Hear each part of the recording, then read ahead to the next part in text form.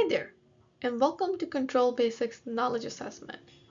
Follow along as we walk through a quick guided knowledge assessment based on the content in the first session of Internal Controls 101 series, Controls Basics. Feel free to pause the video to give yourself some time to think and answer the questions for yourself. I'm Z, a SIP auditor at RF, and your host for this session. Let's go ahead and get started. Let's test what we have learned from our first session. Don't forget, there are multiple types of controls, and not all controls are created equally. Let's start with an easy question.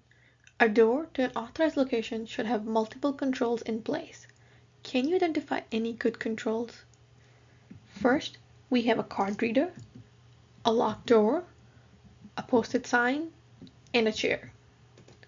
We'll give you a few seconds to think, and if you need more time, pause the video.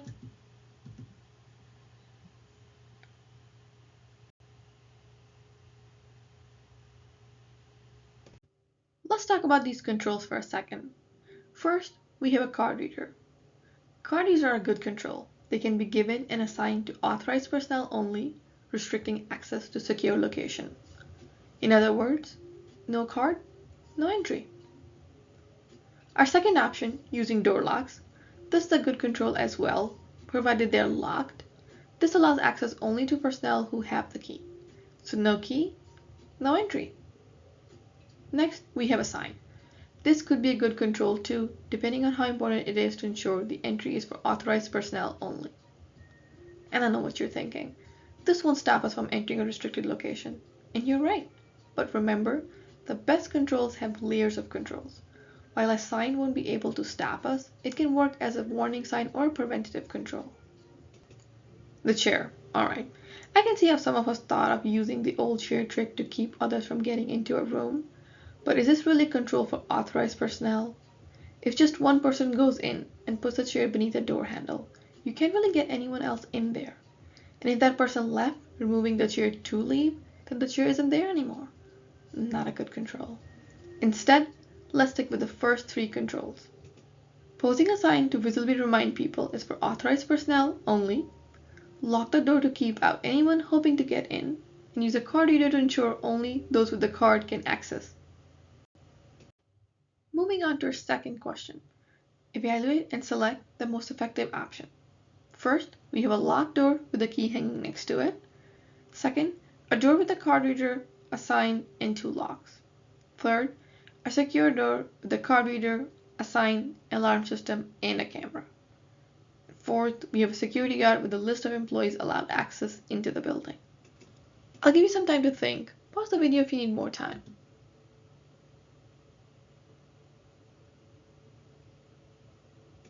We were looking for C here. The door with a card reader, a sign, an alarm system, and a camera. A isn't the best choice while the door is locked. There's a copy of the same key hanging next to it. Anyone who walks up to the door, sees the key, can get in. Second, you have a card reader, a sign, and two locks. While this may seem like a good answer, we're looking for the most effective option. Also, having two locks for the same door decreases efficiency for those who are authorized. Not to mention having to carry two keys for the same door. Last, this could be seen as a viable answer, and it is for some cases, but when we're looking for the most effective option, it is a lot quicker for an authorized person to get through a door with option C than it is to wait for a security guard to flip through a list of names. And if it's just listing the names without identification, you could also run into some trouble with people falsifying the identity. Not to mention, it is only a single control at the entry point, where C is providing us with layers of control, therefore the best answer. Building off question 2, what other controls can be used to maximize the security of the secure door in question 2? First, we have regular audits to ensure controls are working as expected.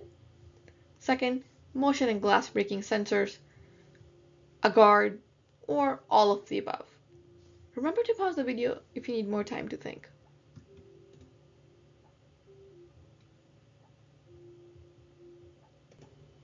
All of these are a great addition to our door security. Regularly checking if everything is working is always a good idea. Adding more sensors can be useful, and having a guard can add another layer of security. Remember, in the last question we were looking for the most effective. For this question, we were just looking for ideas that can further maximize our security. For this one, we're going to do this from left to right, first row, and then second. You may pause the video now to solve this on your own and check your answer with me after, or follow along. Starting with training, does this fall under preventative, detective, or corrective control? As you can see, in each of our buckets, we have defined each of the terms for you. Preventative, prevent an incident. Detective, detects an incident. And corrective, can correct an error. For training, while this can be broad, let's narrow it down to training personnel on security training. While this training won't detect or correct an issue, it can prevent an incident from occurring. So for this one, we will place it under preventative. This one can be tricky. You'll notice when I pick up this block, another one is underneath. That's because cameras can be both detective, capturing and recording intruders, and preventative. Alarms are not really a proactive measure, preventing the intruder entirely. Instead, alarms let us know that someone has forced their way in or they are currently trying to force their way in. Either way, let's put this one under detective. Last one for this row, antivirus. Hopefully many of you have some sort of antivirus software installed on your computers. Yes, even at home. Antivirus software can prevent viruses from infecting your computer. But yes, we're doing this again. Antivirus also detects the virus, and in some advanced ones can also delete them, correcting the incident. On to the second row, repair damage. From the name, something has already been damaged. Maybe a window was smashed in, like the house example in the last video. It is definitely a good idea to repair any damage when it occurs, especially if that allows entry for intruder. It's not a proactive measure, and it doesn't react to immediate intruder, so we can safely drop this one in the corrective bucket. Next, we have man traps.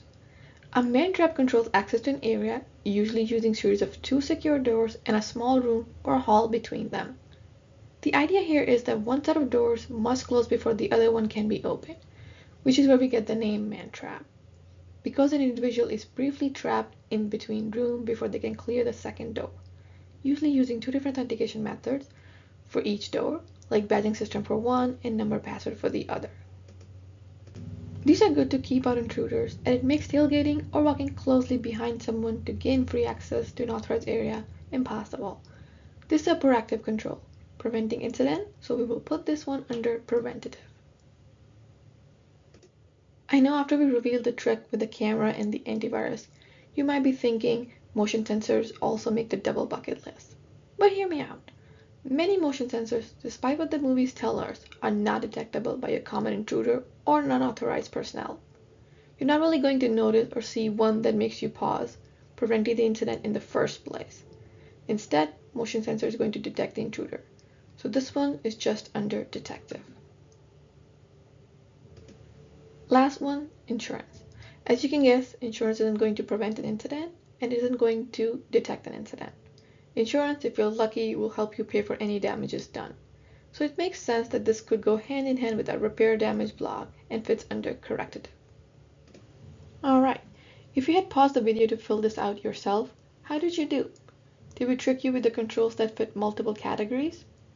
Having controls serve as a multiple type of measuring is a good thing, more efficient and likely more cost effective. Alright, SIP folks, this is our time to shine. But if you're more on the operation or planning side, don't click away just yet. I think you could still get this.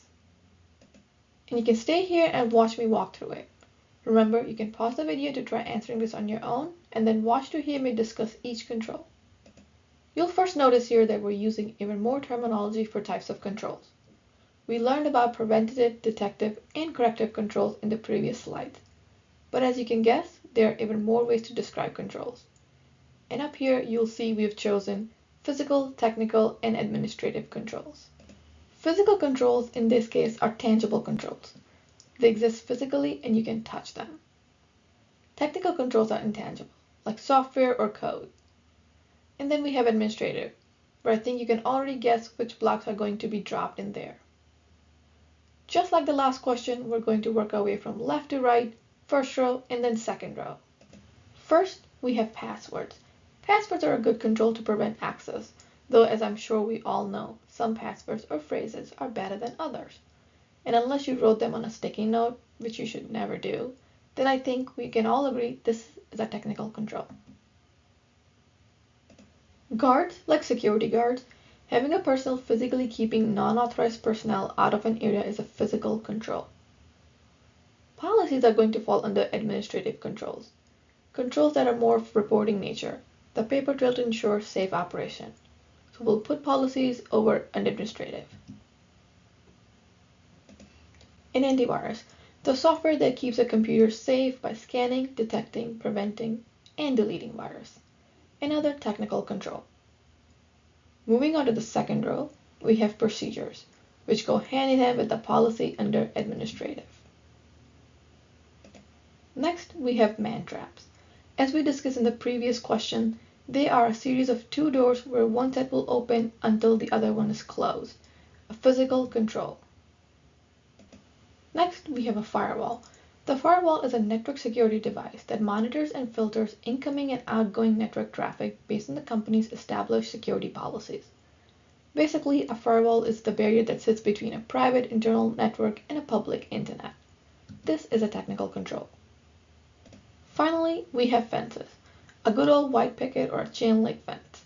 These fences physically deter attacks, so we'll put it under physical control. Alright, we did it! We have completed the Control Basics Knowledge Assessment.